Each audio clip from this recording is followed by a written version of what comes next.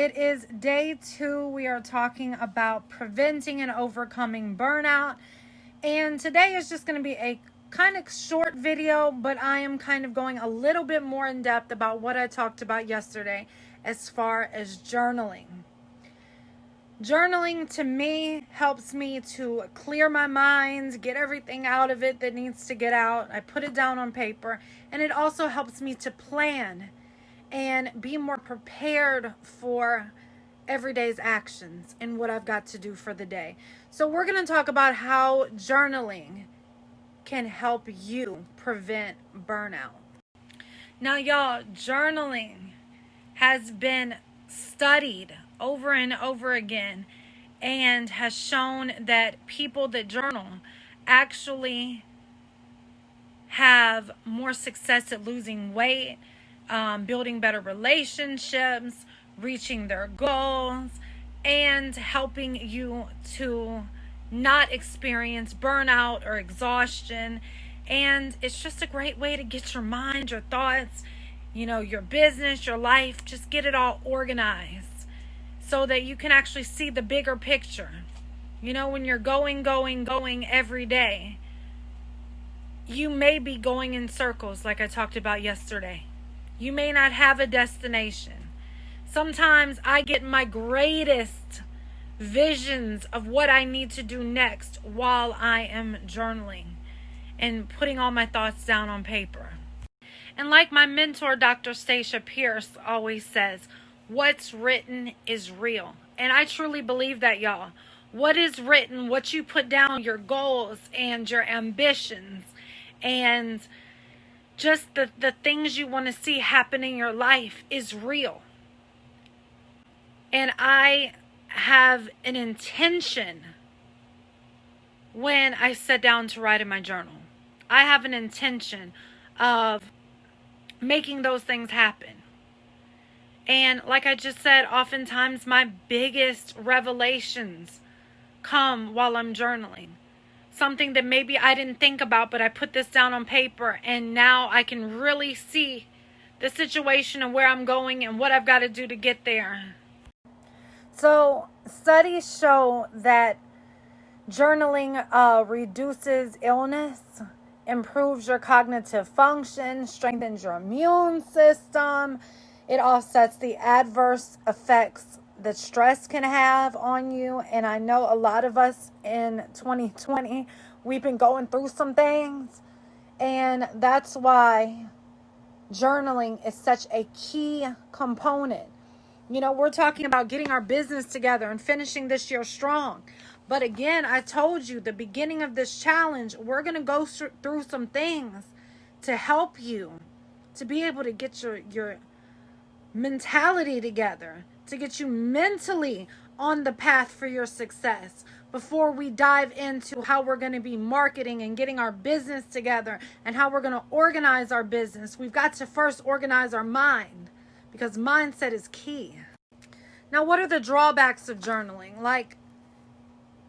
Honestly, to me, the only drawback of journaling is maybe my hand will get tired after a while, okay? Because I like to write. I don't know if I can even show you. Let me see if I can pull something up. I got a journal next to me, of course. When I start writing, y'all, I like to write. And I like to keep writing and writing and writing. And so, honestly, that's the drawback, is my hand hurting. So if I have to have my hand hurt for me to reach all the goals that I want to accomplish and to get my mind clear and get my mindset back on track, then guess what? I'm going to let my hand hurt. Okay? Because that is nothing compared to what I'm about to benefit from journaling. Okay, so I'm going to give you 4 and possibly a bonus of the types of journaling that you can end up doing. Okay, the first one is something we hear all the time, but yet are we practicing it? And that is a gratitude journal. This is the type of journal that is for you to write down what you're grateful for every day. At least 3 things is what I recommend. At least writing down 3 things that you are thankful for, that you are blessed to have. And then after you write them down, actually recite them back and say, you know what? Thank you, Lord, for this blessing of such and such. I am so grateful for it. What that does is it's so useful when you're struggling to find things that you're grateful for. You're trying to find hope. Maybe you're trying to find hope in your situation or your relationship or your finances or what's going on in your life. Let me tell you, having a gratitude journal will change everything for you, because it helps you to actually be grateful for the things that you do have, even if it's little things, minute things. Because when you are grateful, you are attracting more things to be grateful for. When you're setting in a negative mindset and negative thoughts and just in this negative space, you're attracting more of that. Because that's what you're constantly putting out there is, oh, this ain't working for me. That's not working for me. So being grateful, you are now welcoming more things to have gratitude for. All right, so the next kind of journal is an emotional release journal. Y'all, in 2020, an emotional release journal has been so helpful to me. I am grateful, no pun intended, for my emotional release journal. And that is where I basically, just like it says, I release my emotions. When I'm stressed, when I'm frustrated, when I'm overwhelmed and I just want to give up because so much is going on, I'm able to, without judgment, put my feelings in that journal. I'm able to release every ounce of stress and negative energy that is within me into that journal. Then I go on to my gratitude journal and I start putting what I'm thankful for. So I release the negativity and I reclaim the positivity. Just like my amazing friend Dwayne Ricard always says, rebuke negativity, reclaim positivity. That is what I am doing. I am getting rid of the negative and I am now pulling back the positive and putting out there what I am so grateful for. Another thing right now that is super hot, and I do it sometimes as well. I'm not going to say it, I do it as much as the other two, but that is bullet journaling. Like, that is something I see so many people do. And it's basically a way to keep a journal without having to write complete sentences. So you can have tabs for each part of your life, maybe life, business, and work, or maybe family. And then you simply use different phrases and different words in bullet form to remember the things that you want to remember, or the tasks that you need to do, or the information that you want to put down. And so bullet journaling, is a simpler kind of way for, if you're not someone who likes to write a lot, then that may be something that you need to look into. Number 4 is your personal planning journal. It's great for planning your life and your business. Honestly, for me, my personal planning journal is basically for me. I don't have business in it, but I know a lot of other people that do mix business and their personal stuff in one journal. I like to kind of keep them separate. Just, that's how I am. But it can help you identify places in your life for improvement, and things that you just want to focus on and get better at or work on. And it enables you, it's kind of like your accountability partner.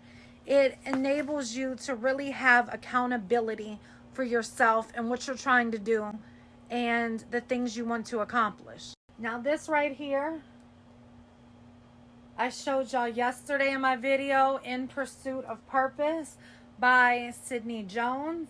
This is my personal planning journal. Everything I personally need to do goes into here. So these are if I need to end up creating a vision board, writing in my journal. Heck, sometimes I even schedule in here writing in my journal my personal feelings on certain things. I do a brain dump of the things that I just need to get off of my chest. So that is my personal planning journal. And I'm pretty good about using it. I'm not going to say I do it every day, but this is a 90-day journal to basically helping you get on the road to your purpose and finding God and having faith along the way. And the bonus, which actually I didn't have on my list, but the bonus is your business planning journal. Like I said, some people have their journal for business and personal. I've got too much stuff going on. I've got my kids. I've got stuff going on with my mom. I've got my own life and my own, wellness journey that I'm on right now. So I like to keep that separate. So what do? I have a business planning journal. And it helps me to keep track of what I've got coming up, any kinds of promotions that I have. It helps me keep track of all of my YouTube videos that I want to do, my Instagram posts that I'm going to put out there, anything that I need to mention. It helps me to plan my photo shoots, all of my content. Like, that's what goes in my business journal. So depending upon the type of journal that you want to use, maybe you only need one of these. Maybe you're like, Ashley, girl, I can't keep up with all that. I can keep up with one, maybe two, but girl, you taking it to another level. That's okay. I like to write. I like to plan. I like to then be able to implement it. I like to see everything, and I'm going to talk about that later on some of the different boards that I have so that I can plan. But you don't have to have all of them. Pick one of them. Do the gratitude journal if you feel like you're not being as grateful for things. Do the emotional release journal if you just feel like you've got so much pinned up emotions that you need to get it out. Do the bullet journal if you don't like to write a lot and you want it simplified. Or do your personal or business planning, whichever one you need, to help you plan out your life for your business so that you have a clear direction. And this is just a disclaimer. I want you right now to commit to whichever one you pick, that you're going to do it for at least 30 days. At least 30 days. So that you can start to see results. Commit to it before you even start writing in it. What is the point of having a journal if you never write in it? Just throw it on the side like the rest of them. I know that's how I used to be. I used to get journals everywhere. And then I'd be like, you know what? I don't feel like it. Commit to doing it for at least 30 days so you can start to see results. Y'all, I'm going to tell you something. The only way that you're going to see if something is working for you is if you commit to it and you use it regularly.